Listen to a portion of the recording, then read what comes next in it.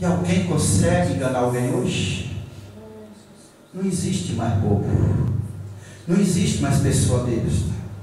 Quem está sentado aí está mais atento que quem está aqui em cima, sabia? A palavra que eu falo aqui, aí todo mundo sabe se está certo ou errado. Sabe por que Deus não escolhe besta? Deus não escolhe bobo. E sabia quem fica na casa do Pai. E acampou-se contra cidades fortificadas e intentou apoderar-se delas. E vendo Ezequias que Senaqueribe vinha e que estava determinado a guerrear contra Jerusalém, teve conselho com os seus príncipes e os seus homens valentes, para que tapasse as fontes das águas que havia fora da cidade. E eles se ajuntaram. E assim muito povo se ajuntou e tapou as fontes, como também o ribeiro que se estendia pelo meio da terra, dizendo: porque viriam os reis da Síria e achariam tantas águas. E ele se animou, edificou todo o muro quebrado até as torres, e levantou outro muro por fora e fortificou Milo na cidade de Davi, e fez armas e escudos em abundância. E pôs capitães de guerra sobre o povo e reuniu-os na praça da porta da cidade, e falou ao coração dizendo: quero que você leia comigo, versículo 7. Esforçai-vos e tende bom ânimo, não temas, nem te espantes, por causa do rei da Síria, e nem por causa de toda a multidão que está com ele, porque há um maior conosco do que com ele. Com ele está o braço de carne, mas conosco o Senhor nosso Deus, para nos ajudar e para guerrear por nós. Porém, o povo descansou nas palavras de Ezequias, rei de Judá. Podem sentar em nome de Jesus. Que o Espírito Santo venha trazer conselho de Deus aos nossos corações, que nós possamos abrir coração para tudo aquilo que o Senhor quer fazer. Louvado seja o nome do Senhor.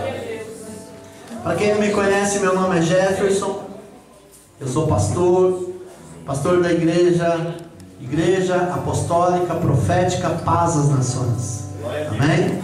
O Senhor tem nos levantado ali em Santo André para alcançar vidas para o reino de Deus. E para quem não conhece, esse menino aqui é meu irmão, né? Nem parece muito, né? Esse aqui é o pastor Gessé, que está conosco lá, nos ajudando na igreja em Santo André. E tem outros irmãos também que estão lá. E também nós temos uma igreja no Jardim Luso, que é mais ou menos próximo daqui. Amém? Estamos lá também fazendo a obra de Deus. Estamos ganhando almas para o reino de Deus. Amém? E muitas vezes, queridos, nós queremos fazer a obra de Deus. Quem quer fazer a obra de Deus? Amém. É Deus. Mas tem alguém que não quer que você faça. Diga para a pessoa que está do teu lado: Satanás não quer que você faça. E em todo o tempo o inimigo pelejou. E o texto diz, em 2 Crônicas, no capítulo 32 que nós lemos até o versículo 8, começa assim: depois destas coisas. Sua Bíblia está aberta? Então preste atenção. Depois destas coisas e desta verdade. Depois de que coisas? Depois de que verdade? A Bíblia diz que veio o rei da Síria para invadir Judá, mas depois de alguma coisa. E aí eu gostaria que você fosse ler comigo para você entender que coisa é essa. Lá no capítulo 30 do livro de Ezequiel, diz a palavra do Senhor que Ezequiel chama o povo para celebrar a Páscoa. E quando ele convoca o povo para celebrar a Páscoa, lá no capítulo 30, 2 Crônicas, no mesmo livro, 2 Crônicas, capítulo 30, a partir do versículo 9 diz assim: porque em vos converterdes ao Senhor, versículo 9, 2 Crônicas 30, versículo 9 diz: porque em vos se converter ao Senhor os vossos inimigos e os vossos filhos acharão misericórdia perante os que se levaram cativo, e tornarão a esta terra, porque o Senhor vosso Deus é um Deus misericordioso, compassivo, e não desviará de vós o seu rosto, e se vos converterdes a Ele. A Bíblia diz que o rei Ezequias, ele chama o povo para cumprir propósitos, para honrar ao Senhor com a festa da Páscoa, que o povo judeu comemora até hoje. Nós como cristãos também comemoramos. Amém? Amém? Amém. E que festa era essa? Era a festa da libertação do povo de Israel, quando estava no Egito. E a Bíblia diz que o rei fala assim: gente, vamos voltar aos princípios. Quantas pessoas que querem algo sobrenatural de Deus, mas diz para a missionária, como que é seu nome? Elian? Lia, missionária Lia. Olha, eu quero que Deus me levante como empresário, eu quero que Deus me dê prosperidade, riqueza, honra, mas eu não quero ser fiel com Deus. Eu venho na igreja quando der, tá? Se não tiver nenhum aniversário, se não tiver nada, quando der eu venho, mas quando eu vier, eu quero que a missionária ore por mim. Cadê o pastor? O pastor ore por mim, vá para o monte e fique lá uma semana orando e jejuando pela minha vida para que Deus me abençoe. Mas eu não quero cumprir princípio. A Bíblia diz que o rei falou para o povo assim: vamos voltar e cumprir as ordenanças do Senhor, porque Ele terá misericórdia de nós. Deus sempre vai ter misericórdia, mas quando nós honramos a Ele, Ele sente alegria em nos abençoar. Diz para a pessoa que está do teu lado: você precisa honrar mais e mais a Deus. A Bíblia diz que quando eles começam a fazer isso, então a Bíblia diz que o rei Ezequias manda os correios, manda os carteiros, manda lá mensagem para todo o povo e diz assim: nós precisamos voltar, nós vamos fazer a Páscoa. E a Bíblia diz, o texto do capítulo 30 diz que algumas pessoas não quiseram, rejeitaram. Se você ler o texto, eu não vou ler por causa do horário, mas se você ler o texto, você vai ver que algumas pessoas rejeitaram. Mas lá no versículo 12 diz: a mão de Deus esteve em Judá, dando-lhes um só coração para fazer o mandato do rei e os seus príncipes conforme a palavra do Senhor. Versículo 13: e ajuntou-se em Jerusalém muito povo para celebrar a festa dos pães asmos no segundo mês, e uma congregação muito grande. A Bíblia diz que quando houve uma convocação, uma boa parte do povo foi.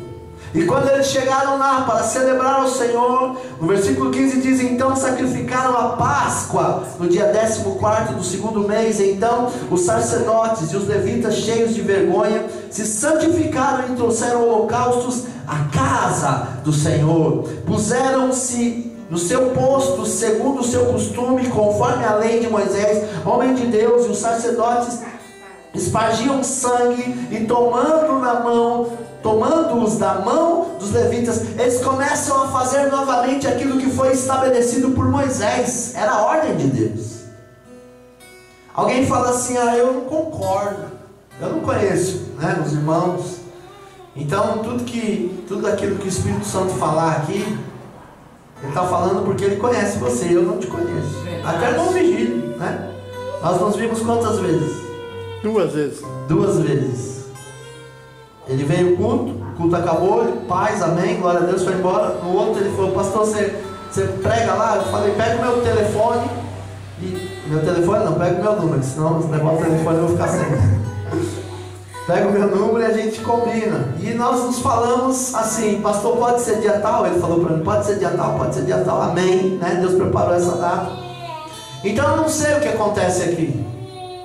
Eu sei uma coisa: que Deus vai mudar muita coisa aqui.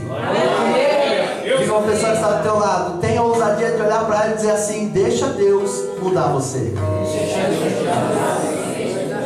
Amém? Porque muitas vezes nós olhamos para a vida das pessoas e dizemos assim: eu não concordo. Eu fui pregar uma vez lá no Mato Grosso do Sul, numa aldeia. O culto começava, sabe que horas? 6 horas da tarde. Quando começava a escurecer, o culto começava. Sabe que horas que o culto acabava? Não tinha hora. Meia-noite. É de lá? Era, né? Que agora pode ser. Eu fui lá em Itacuru. Já ouviu falar de Itacuru? Eu morava ali perto de Ponta Porã. Ponta Porã, pertinho lá. Divisa com o Paraguai. Lá tem muita aldeia, tem ou não tem? Eu fui lá na Pinsassoró.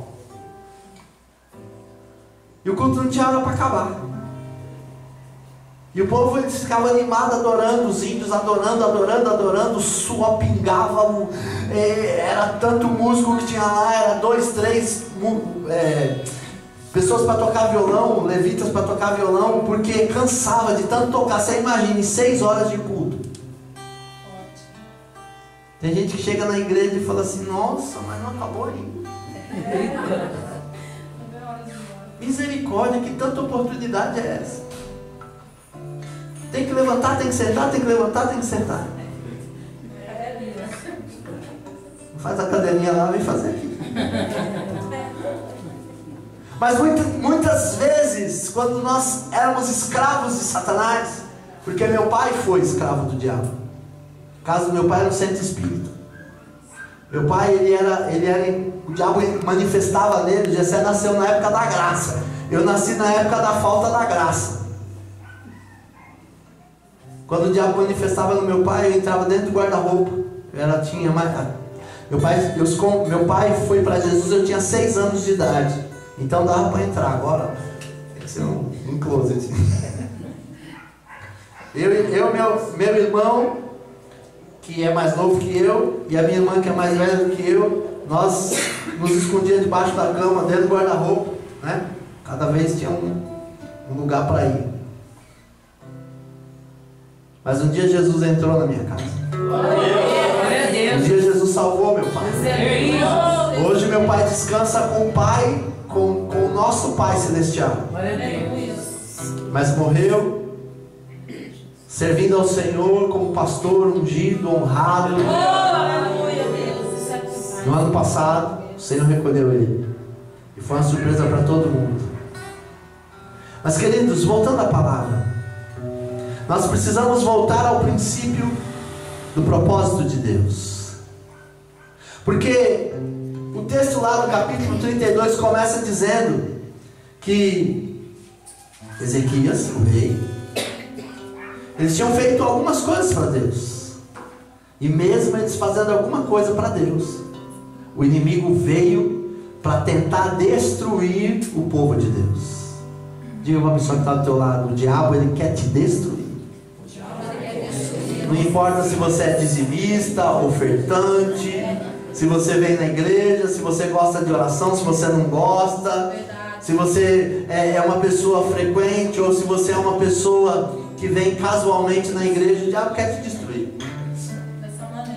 A Bíblia diz que quando eles começam a voltar ao princípio, eles começam a agradar o coração de Deus. Quando você começa a agradar o coração de Deus, aí Deus olha para você com um olhar de amor. Ele te ama, independente de ser fiel ou não, Ele te ama. Mas Ele tem prazer nos fiéis. Amém? Ele tem prazer naqueles que se decidiram andar na vontade de Deus. A palavra do Senhor diz que quando aquele povo se volta para Deus, lá no capítulo 30 ainda, no versículo 24 diz: porque Ezequias, rei de Judá, ofertou à congregação 1000 novilhos e 1000 ovelhas, e os príncipes ofertaram à congregação 1000 novilhos e 10.000 ovelhas, e os sacerdotes sacrificaram em grande número, e alegraram-se toda a congregação de Judá, e os sacerdotes e os levitas, e também toda a congregação dos que vieram de Israel, como também os estrangeiros vieram da terra de Israel, os que habitam em Judá. Versículo 27 diz: então os sacerdotes e os levitas levantaram e abençoaram o povo, e a sua voz foi ouvida, porque a oração chegou aonde? A oração chegou até as suas santas habitações, ao céu. O sacrifício valeu. A oração foi recebida, Deus recebeu. A Bíblia diz que quando Deus recebeu a oração, o Senhor se alegrou.